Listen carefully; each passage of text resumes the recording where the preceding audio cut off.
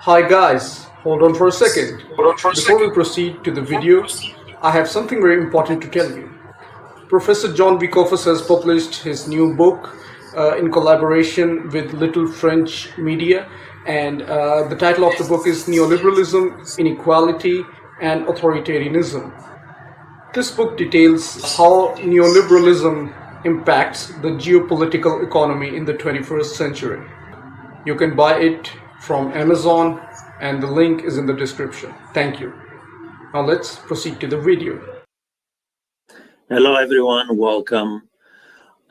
President Joseph Biden, on his way out, gave his farewell address, and he pointed out that just a few days, by the way, before the inauguration of Donald Trump on January 20th. And one of the things that was very striking in the farewell address is that he noted that American democracy is threatened by oligarchy. Essentially, he narrowed in on the oligarchy of high-tech industrial complex. He also made a reference to Dwight Eisenhower. Interestingly enough, this president, who served Wall Street faithfully and the military-industrial complex, chose his farewell address on his way out the door of the White House to warn the American people that democracy itself is threatened by an oligarchy, something that Senator Sanders, by the way, has been saying. And it's understandable to hear it from Senator Sanders, who is a progressive Democrat, following the long line of Democratic elected officials and Democratic leaders who come from the New Deal strain, the Franklin Roosevelt wing of the party, the left wing of the party, not from a Wall Street military industrial complex Democrat like Biden. That's unusual. And the question is, why did he do it? In 1961, Dwight Eisenhower, clearly a towering figure, a war hero, the commanding general during World War II, a two-term president, did warn about the military-industrial complex, although Dwight Eisenhower had been in the service of the military-industrial complex throughout his career as well as president, and yet on his way out, he warned about the military-industrial complex. Now, here's Biden, all these years later, 65 years later, he's warning about the oligarchy and making reference to the military-industrial complex, although he too, like I said, served this. Now, the legacy, obviously, of every president is important to them, and Joe Biden is no different.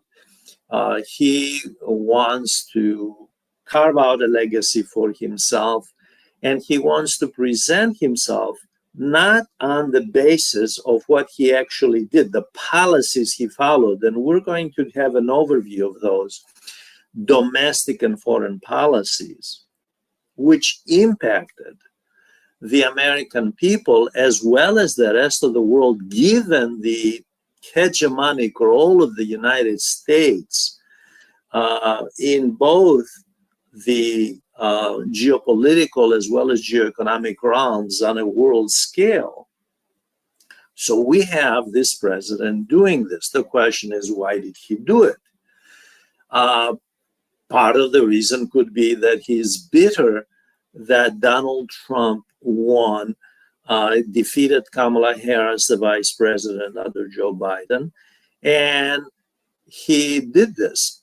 However, Part of the reason could be that he honestly believes that Donald Trump is a threat to democracy, and that behind him, as it's very obvious, given the guest list of who is going to be at the inauguration of Donald Trump,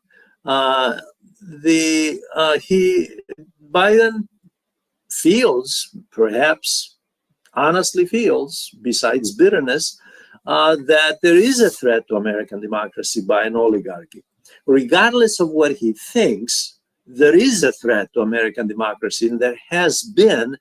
And Biden, as well as his Democratic predecessors, okay, all of them served faithfully this oligarchy that he now warned about.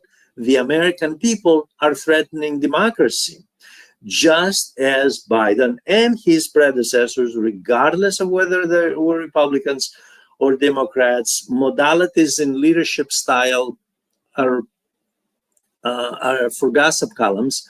They're not serious. Policy is the only thing that matters, and its impact on society. That's all that matters. Now, it is interesting, by the way, that that some senators, I'm going to focus on Sheldon Whitehead from Rhode Island, commented that finally Biden said the right thing. If he had said this a year ago, he would have probably won the presidency. In other words, if he had abandoned serving the neoliberal oligarchy in America, Wall Street, which has been operating under the neoliberal political economy model since the late 70s, especially since neoliberalism was institutionalized. Neoliberalism, just for very synoptically here, is deregulation of the economy, which of course strengthens oligopolies. It leads toward monopoly capitalism. It means privatization of state enterprises and contracting out public services to the private sector to strengthen the private sector. It means weakening trade unions and labor and pursuing anti-labor policies, by the way, everything from opposition to collective bargaining to raising the retirement age to lowering benefits to keeping minimum wage at a ridiculous level of around $7.15 or 25 cents. And just the other day, the incoming Secretary of the Treasury said before the Senate that he sees no problem with the minimum wage staying right where it is, while he favors lowering the taxes of billionaires and multimillionaires. Okay. By the way, just for the record, the minimum wage in the United States is well below the poverty line. No one can live on $7 an hour in New York, Boston, Washington, D.C., California. These are not Chicago and so on. You can't live on those wages. However, this is exactly, although it was a Trump nominee who stated this before a Senate committee, this is exactly the policy that Biden pursued. Although going out the door from the White House in his farewell address, he said, by the way, we have a problem here. The oligarchy is threatening American democracy because these kind of wages, when you weaken the working class in any society, it just happens to be the United States in this case, you weaken the middle class. When you weaken the middle class, you have a problem with democracy. That means democracy becomes weaker, and it's the road to authoritarianism. Biden, by the way, is a smart man, although he's up there in age, and there have been people who have criticized him for slurring words and so forth and forgetting. That is nonsense. That the fact is, he does know what he's doing. He has a slew of advisors. He has a lot of advisors who explain things to him, and he knows, he's well aware what he's doing. The man has been in politics for 50 years. He knows that the policies he pursued, and I'm going to summarize them and then go into the heart of the matter here.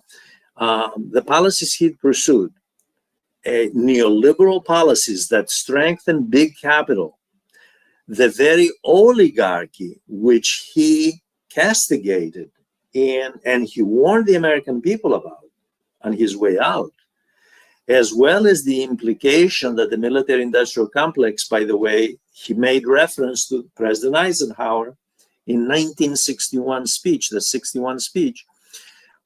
We have a problem here, right? And they do have a problem, by the way. And the problem is that the status quo, which the Democratic Party, not just Republicans, as well as Republicans, who are even more fanatic in this regard, in serving big capital and serving the military-industrial complex, are undermining American democracy, such as it is. Now, I want to say a couple of words about what the mainstream media, especially in the United States, has been saying about Biden's legacy. They have, on the liberal side, they have been generous to him, saying he's done a lot of things, many accomplishments, and especially the American rescue plan, as we're going to talk about it very briefly, and the infrastructure bill. Those are will have long-lasting effects and so forth and so on.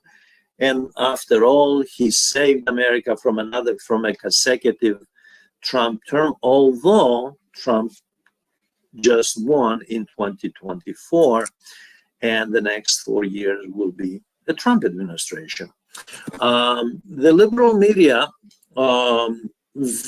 praised him, by the way, for strengthening NATO, although the war in Ukraine, combined with the U.S. support of the war in Israel, has resulted in inflationary pressures at home, low GDP growth, and living standards for the working class and the middle class declining. And one of the reasons, in fact, and according to public opinion polls, the people who voted cited the economy as one of the main reasons that they did not support the Democratic Party. Even those who were Democrats, some of them stayed home, others voted independent. So the GOP won. They swept. It's not just the top of the ticket, by the way. They swept across the board. So what we have here is a president who faithfully served the neoliberal system. He continued deregulating. He continued with corporate subsidies, and we're going to talk more about that. He continued with anti-labor policies. The federal minimum wage at that level, at the levels that it is now, like I said, look at the Department of Labor statistics, below poverty. And yet, no attempt to bring that up. Now, state by state, of course, that differs obviously from California to Mississippi. But we have a president here who warns about the oligarchy as he's leaving, and yet the policies were as neoliberal as those of Ronald Reagan, who institutionalized neoliberalism, strengthening the private sector, giving it such power so that the private sector the so-called oligarchy of Wall Street calls the shots on policy, both domestic and foreign policy, to the degree that now President Biden is saying, by the way, these people are threatening. This small group of people is threatening democracy itself. The word oligarchy, by the way, is Greek, and it means rule by the few. It's not democracy, in other words, rule by the few, the rich and powerful. And of course, he focused on the high-tech executives, and especially those that some of those clearly have been supporting the GOP. Although in 2020, Wall Street rallied behind Biden, and he too came to take the office because Wall Street millionaires and billionaires were behind him.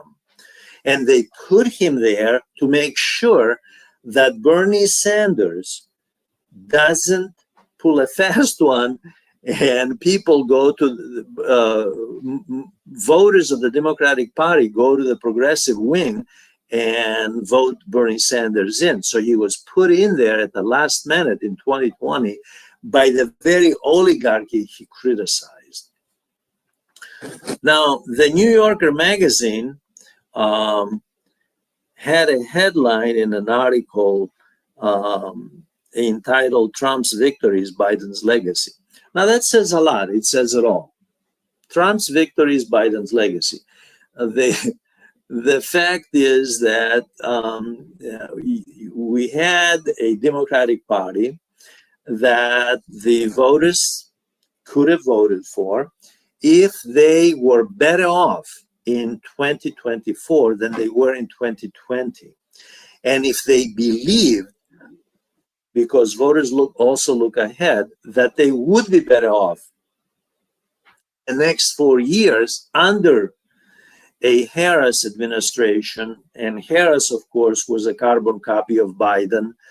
Biden followed more or less the path of Obama and Clinton. These Democrats confused and continue to confuse identity politics, the superficialities of putting a few people in positions of authority, in various positions of government, basically a minority here, Hispanic here, a black here, an Indian here, what have you. They confuse that with democracy, which is that sovereignty rests with the people and public policy reflects the interests of the public, not Wall Street, as they have done. And you put in front for public relations purposes the minority faces to argue, well, you see, we have diversity. And then the rhetoric about diversity, which is vacuous, because public policy is neoliberal public policy, by the way, has been since actually Jimmy Carter, unfortunately, started this attacking trade unions, but Reagan institutionalized this. So class warfare has been an integral part of neoliberal politics. And it has been continued, more under Republicans, granted, than Democrats, but the Democrats have done just as much damage and continued class warfare in this regard. Now, I want to look at the next issue that I want to look at is divide this the next session into the domestic policy that Biden followed, and then look at his foreign policy. Because when it comes to domestic policy, actually, the liberal media praise him for some of the accomplishments, like I said, the American Rescue Plan and the infrastructure bill, whereas the right-wing policy argued that the right-wing media, I'm sorry, the right-wing media argues that he didn't do enough to support Wall Street, to support big capital, to support the very oligarchy that Biden criticized. So the media in the United States is divided whether he did enough for big capital, or whether he and that is the criteria for success, by the way, or whether he was just right. Not a word about what Senator Sanders argued after the election, and that is, why did the Democratic Party lose the election? Is it because that the working class and the lower middle class abandoned the Democratic Party, or that the Democratic Party abandoned the working class, in fact, continuing class war against labor, the working class, and continuing to weaken the middle class through the monetary and fiscal policy that Biden pursued, by the way. Not so different than Trump. A little bit better, okay? Trump was very harsh toward labor. No apologies about being anti-labor from the Trump group. But this administration did not pursue pro-labor, pro-middle class policies. And the media, interestingly enough, right, doesn't use the working class, whether the working class and the middle class benefited as criteria. They use as criteria for success of an administration whether Wall Street benefited. And that is a neoliberal model criteria. That is what the neoliberals use. Did Wall Street do well? If they did well, who cares about the rest of society? Now, let's look at the two programs. Both, by the way, presented one in one way, but in reality, they were something else. The American Rescue Plan was a $2 trillion program, close to $2 trillion. And this was within a few months after Biden took over in 2021. He inherited, of course, the problem of COVID-19 and the rising unemployment issue, contracting GDP, problems with supply chains. There were some serious problems in the economy. And the fact is that there were companies that were shutting down. There were people that were scared to go in. There were all kinds of populist. There was all kinds of populist rhetoric bombarding the public from both the right and the liberals, whether in fact they should even be vaccinated or vaccines are evil. But that aside, Trump did inherit a problem. The economy did need a stimulus. And so there was this massive program, $2 trillion, the amount here, close to $2 trillion. And the question is, where did the money go? When you look at, when you subtract the direct checks, paychecks, that $1,200, I believe it was on a couple of occasions, that went to people, to the Americans, the American people. When you subtract that, which was indeed a substantial amount, and it was one-time payment, but it did help some people, especially working class, lower middle class people, pay some bills, and that was a good thing. It was, again, one-time payment. The fact is that much of that money was, in fact, in payments to small businesses and some large, mid-sized and large businesses. And it was, in effect, a subsidy. And corporate business subsidies are, in fact, part of the neoliberal model, subsidizing business in this form, using COVID-19 to subsidize business, rather than stimulating demand, going the Keynesian route, stimulating consumer demand, so that consumer, what are workers in the middle class going to do? They're going to use the money to buy stuff, pay their bills, and buy necessities that they need, and stimulate the economy that way. There was money, a lot of the money went to businesses. So the Biden group, the Biden team, used the American Rescue Plan not just for the working class and the lower middle class in terms of getting these direct payments, one-time payments, which were, like I said, we can't dismiss that as some did, as, oh, well, this is nothing. It was something. It did help.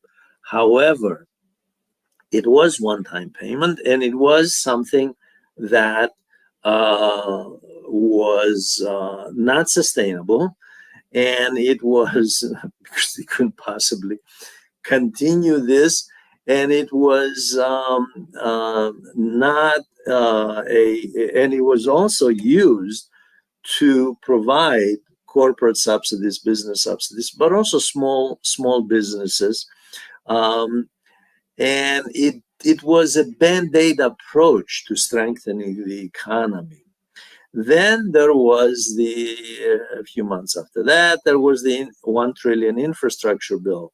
Again, both of these, if you combine them, this is $3 trillion, a lot of money. If you combine the American Rescue Plan and the infrastructure bill, what you have, $3 trillion here, is an attempt to stimulate the economic growth, to get the economy going. The infrastructure bill was everything from transportation, energy, broadband, water, other utilities. This was more to do something about the aging infrastructure in America. It's no secret that the infrastructure in the United States is old. It's an old infrastructure. Everything from bridges to roads to ports they needed, to water. There were people from Flint, Michigan to other places in the United States, down in Mississippi, who had problems because of the water main, the pipes and so forth, and people getting sick. And there's no doubt that that there was a need, and there is a need, for a massive infrastructure. Now, was $1 trillion enough? Absolutely not. The United States is a huge country. $1 trillion would not begin to cover the needs of American infrastructure. However, it was something. However, this too was packaged in such a way as to provide contracts for the private sector, and it was a disguised manner to strengthen certain business sectors, including high tech, by the way. And then along with this came the CHIPS Act, which was a massive program. I believe the allocation was $280 billion to support the semiconductor industry against Chinese competition, and to encourage companies to produce in the United States, and of course at the same time place prohibitions on doing business with China, selling to China, and to something that Biden, by the way, was famous for, and that is continuing the very tough economic nationalism policy targeting China to make sure that China does not move ahead of the United States in semiconductors and in artificial intelligence and high technology. And this, of course, continued throughout the presidency of Biden. Even in the last days of his administration, he continued with measures targeting China. So this president used fiscal policy to provide stimulus packages to domestic companies, company like Intel, for example, in the chip sector, and to basically punish China, if you will, and not allow it to import from the United States semiconductors and the machines from Holland, for example, that make the semiconductors. So you have basically a policy here that Biden continued from the leftover from the Trump administration. Now, there were also, by the way, subsidies besides these two programs, the American Rescue Plan and the Infrastructure Bill and the CHIPS Act. There were also corporate subsidies to just about every sector, by the way, and a fiscal program that favored the very oligarchy that Biden criticized going out the door, from banks to even fossil fuel companies that the Biden administration had argued that it was opposed to. And the infrastructure bill, by the way, was designed to support new energy. However, all along, the Biden administration did more for the fossil fuel industry, especially once the Ukraine war breaks out and the U.S. Goes all out in placing sanctions on Russia. That was a windfall that benefited the energy companies, especially natural gas, because the Nord Stream pipeline stopped. It was sabotaged. That was providing natural gas to Europe, and the United States began to replace some of that supply of natural gas as well as oil to Europe. Okay, this doesn't mean that Russian natural gas and oil wasn't getting in one way or another. A lot of it through third parties like India, smuggling it in, and everybody knew about it. Even the United States was buying smuggled oil from Russia, by the way, through India. Now, the projects that the Biden administration pursued did not result in a rise in living standards for the working class and the middle class. That's why Kamala Harris lost. Because if you look at opinion polls, the economy was not doing well. People did not feel that they were better off in 2024 than they were in 2020. So they either stayed home or they voted the other way. They did not support the Democratic Party all across not just at the top of the ticket, but all across the board, by the way. At the same time, the part of the Biden legacy is that debt nearly doubled during his term. It went from 23 trillion to 37 trillion as he's leaving the White House. So we have a president who has a policy of deficit financing, but it is not sustainable. It's not the sort of deficit financing that took place during the New Deal in the 1930s, which was building a foundation for the future, for a strong economy and benefiting those at the bottom and the middle class and labor. But rather, the money flowed at the very top because during the Biden team, there was greater rise in inequality, more poverty in America, by the way, more poverty in America, more inequality in America. Okay, because three things under Biden became even more expensive: housing, healthcare, and education, higher education, that is college. And college, by his own admission, by the Democrats' own admission, you can't experience upward social mobility these days in the age of high tech unless you have some college.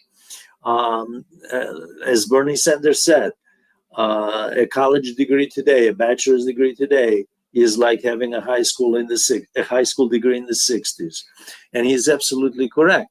So we have a rise in healthcare, rise in housing, rise in higher education. Okay? So those three things make upward social mobility more difficult. And what we do have under Biden is a continuing slide downward, not upward, but downward of mobility. So we have downward mobility, not upward mobility under Biden. In fact, when you look at the wealth concentration, it gets worse under Biden. The richest 1%, the richest 1% under Biden became wealthier, okay? While the bottom 50% became poorer. That is part of his legacy. So when he has a farewell address and he castigates the oligarchy, okay, he's part of the problem because his policies supported the oligarchy.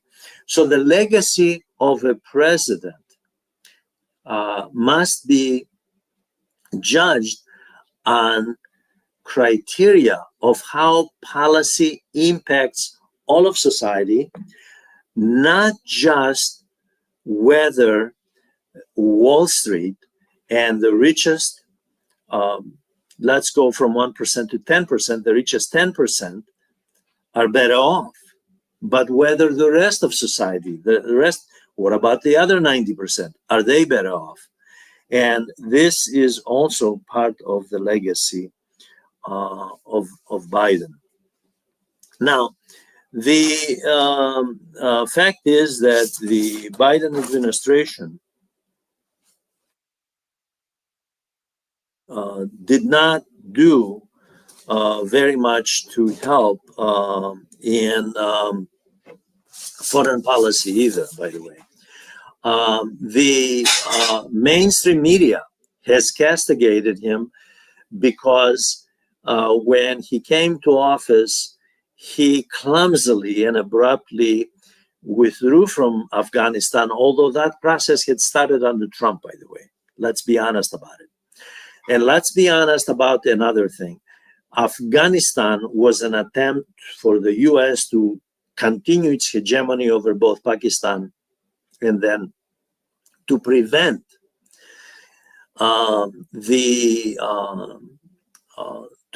Iran from having any kind of gaining any kind of advantage at the regional level in the balance of power, okay, and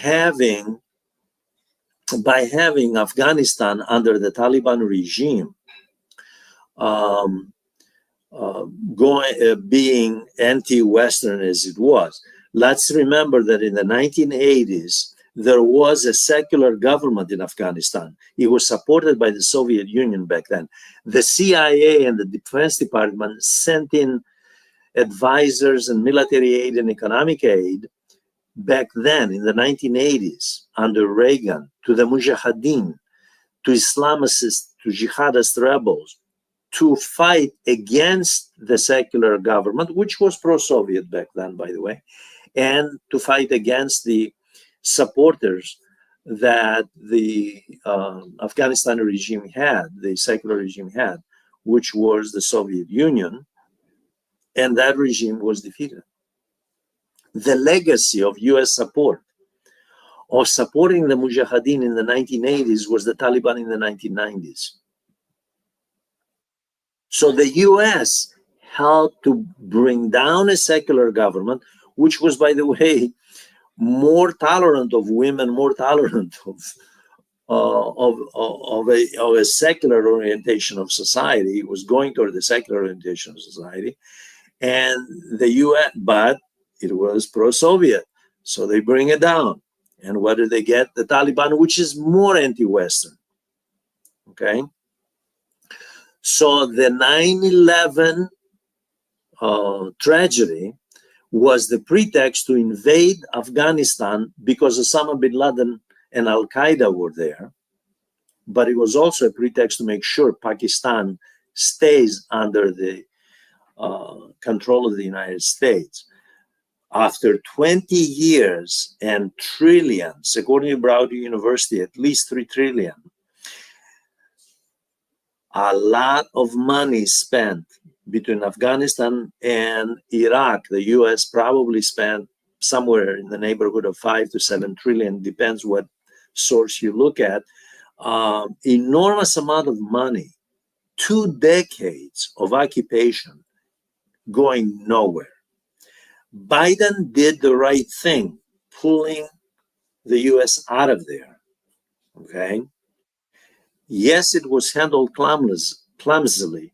And it is true that the right wing used this, and even some of the liberal media, to castigate him for how dare you embarrass us like this, reminiscent of Vietnam, the way the US pulled out of Vietnam, as though Vietnam was going anywhere. President Lyndon Johnson knew as early as 1965 that Vietnam could not be won, the US could not win Vietnam.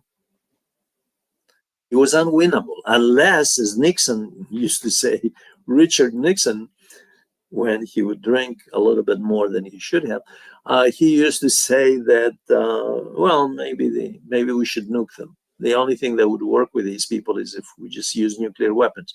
Well, yeah, that would have worked, except that Russia and China also have nuclear warheads.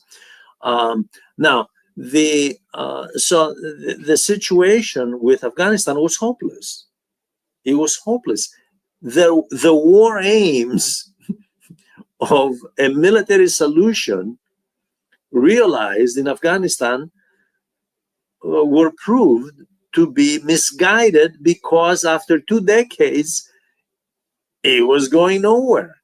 The Taliban were basically controlling the country, and the US puppet regime had a very small area that it controlled, and wherever the troops were, and that was it. So the Taliban easily took power back. Now, this was part of the legacy of Biden, and they still use this to castigate him, although in my view, he did the right thing. It was pragmatic, it was realistic, he should have done it. How it was handled is a different matter, by the way. That doesn't. The next thing he did, however, is he raised defense, continued to raise the defense budget. So in this regard, he fed the military-industrial complex, although he made negative references to it on his way out, by the way, referring back to President Eisenhower and the warnings about the military-industrial complex. He kept feeding them, kept raising defense spending, U.S. defense spending. The U.S. spends more on defense than the next 10 or 11 countries combined, okay? And in 2022, of course, the U.S. was agitating in Ukraine. Ukraine having a weak state structure and a regime that was directionless, did not want war, actually, did not want war. But the US convinced its NATO partners that NATO should expand eastward, that Ukraine must become a member of NATO. So the fact is that Russia, panicking, did invade Ukraine. Russia is guilty of that, for invading, instead of seeking a negotiated solution. Obviously, this doesn't mean that they would have been easy, that the US would have said, yes, we'll accede to your demands. We won't accept Ukraine in NATO. It is true, that is true. However, once the war breaks out, because the Kremlin did not want NATO taking Ukraine right on its back door there, next to it, and using Ukraine and the Black Sea to expand through the Transcaucasus region, that is Armenia, Azerbaijan, Georgia, and then moving eastward towards Central Asia to contain Russia through there, Iran, North Korea, and China. The containment policy and seeking market share in Central Asia was something that neither Russia nor China wanted, obviously Iran as well. And since then, we have seen the solidification of Russia, China, Iran. They have solidified their strategic and economic ties since 22. That is also Biden's legacy. Now, enormous amounts of money has been spent on Ukraine by the United States and its NATO partners.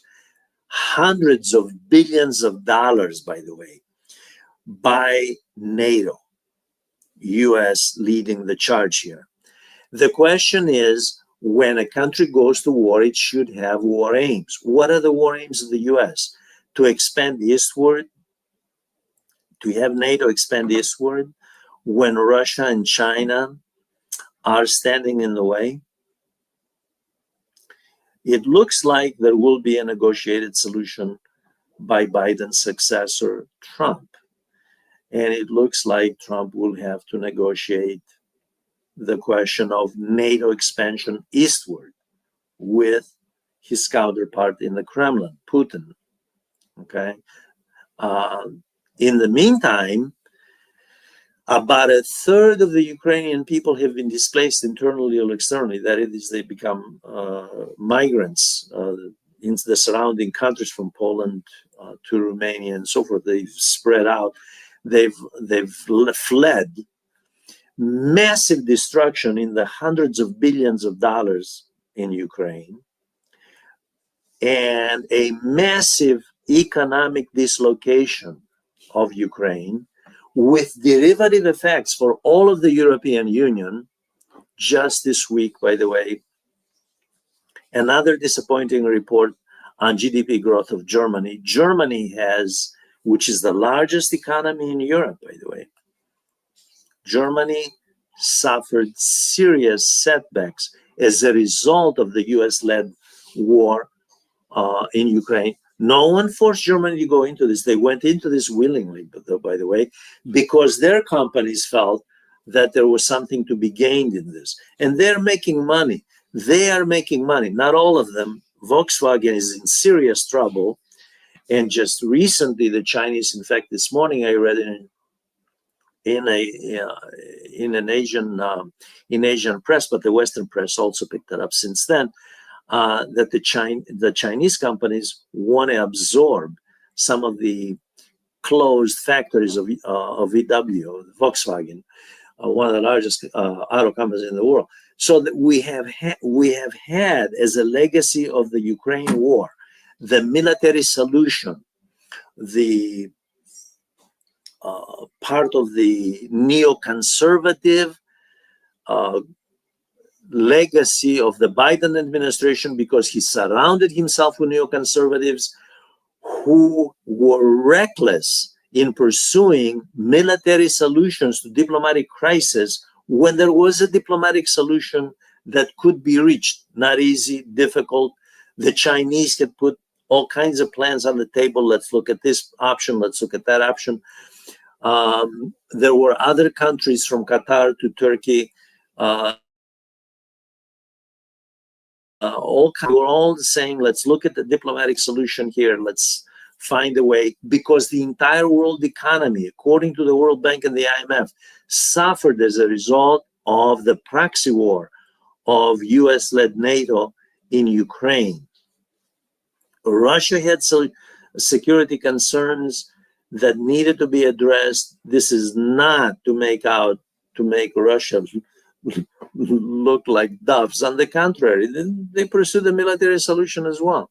So this isn't the issue. The issue is what can be negotiated pragmatically, realistically, so that the world economy doesn't sink further into the abyss and have global GDP contraction as we have had since 2022, and the US economy along with the rest of the world suffering, by the way, because of inflationary pressures, okay, which impact the working class and the middle class.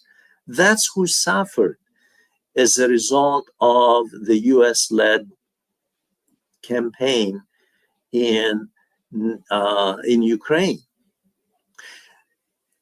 Then comes the October 2023 attack by Hamas in an Israeli camp. Civilians are taken hostage, and Israel decides it's going to use this opportunity to launch an all-out war against Gaza. Okay. Gaza, of course, the idea was to punish the terrorists. However, the victims, along with a few terrorists, Hamas, there were, which, of course, according to the Palestinians, these are freedom fighters. These are relative terms. Using the term terrorist, of course, is relative. The Turkish government calls Kurdish freedom fighters terrorists. One country's terrorists are another group's freedom fighters. But let's go with that. Okay, so Hamas terrorists did what they did. However, according to the International Criminal Court, this was genocide. And at least 46,000 people, most of them, 2/3 women and children, killed in Gaza. And we also have warrants for the arrest as war criminals, top Israeli leaders. Biden's legacy, which unfortunately I have to mention, is not mentioned in the mainstream media, is the war of genocide that Israel carried out in Gaza. You can go through the mainstream media and look at how they assess the legacy of this president, of Joe Biden. Very few will mention genocide. Very few will mention this. However, just this week, the Israelis and Hamas have come to an understanding for a ceasefire. Whether this will hold, whether there will be something of a two-state solution, which I seriously doubt, whether this will be sustainable, considering that the Zionist state for decades, since 1948, has pursued an apartheid policy and ethnic cleansing and immersed in the ideology of Lebensraum, a German word which means living space, in order to create greater Israel at the expense of where the native population, the Palestinians, are taking their land. And that's what has been happening with settlers, financed by Western banks, by the way, and United States, giving the military aid to Israel to carry out the policies that it does. This is the reason that some governments throughout the world and some international organizations human rights organizations have argued that those that support militarily what Israel is doing, has done in Gaza, that is a war against civilians, are complicit in genocide. Okay? So this is another legacy of the Biden presidency, Israel. There are reports that Netanyahu, the prime minister of Israel, Benjamin Netanyahu, has credited Trump as much as Biden, both of them, for coming to an understanding on ceasefire. And there are reports that actually it's more Trump, that this is a gift to Trump more than it is to Biden. Although Biden was totally committed to Israel, Biden was he had no reservations. He called himself a proud Zionist, as though there is, I'm sorry to say, there is pride in calling oneself a Zionist, in the military sense, by the way. And yet he criticized the oligarchy, which supported both of these wars in Ukraine and in Israel, because as many reports have shown, there is a convergence of interest here, because a lot of Western companies have made a lot of money. And it's not just the military industrial complex, again, which Biden implied, by the way, we're facing a possible threat here. It's not just that. It's other companies, it's banks, it's investment companies, it's high tech, especially high tech. So they're making money too. So if you subtract them and they made their money, who is the beneficiary here? What is the war aim? To drive out all the Palestinians and send them to the Congo, or send them to what? Someplace in South America? Ethnic cleansing, is that it?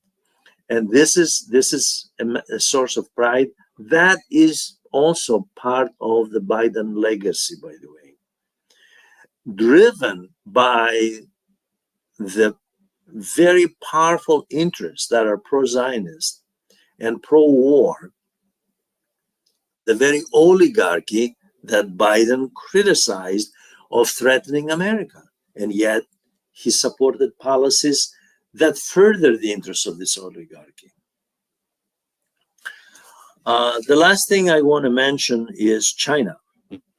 And I will be doing another session on China soon. But Biden pursued a very aggressive policy toward China, trying to destabilize the South China Sea and trying to destabilize China, using the Philippines in the South China Sea and also Taiwan by supplying, not respecting the one China policy, and supplying arms to Taiwan, and agitating constantly and arguing that China is the one that poses a threat, although the US, since Jimmy Carter, has recognized the one China policy. And the issue here is why. The question of why is because China is, along with its BRICS group, which it's leading, is actually the world's #1 economy in purchasing power parity, 7 trillion ahead of the United States. And within the next 5 years, at most 10, China will surpass the US in GDP nominal value. Right now, it's in purchasing power parity value, which, by the way, is the only thing that matters, because it's what the paper buys. Money has no intrinsic value, it's what it buys. So it's purchasing power parity is reality, by the way. The nominal value is not. But we'll let this issue aside, and focus on what did Biden do for China in terms of U.S.-China relations to further the interests of the United States. Behind Biden, it is true that there are, just as there are behind Trump, corporations that want, quietly, of course, because they don't want to be in front of this issue, they want an aggressive U.S. policy to make sure that China is not the one that surpasses the United States, that the U.S. maintains its economic hegemony on a world scale. It's too late for that. It has lost it, by the way. The U.S. has lost that hegemony because when you look at GDP share, manufacturing, trade, shipping on a world scale, the majority of that share belongs to the China BRICS group, not to the US G7-led group. So it's just too late for it. And the question is it possible through economic sanctions, through tariffs, through intimidation, forcing other countries, third countries, not to sell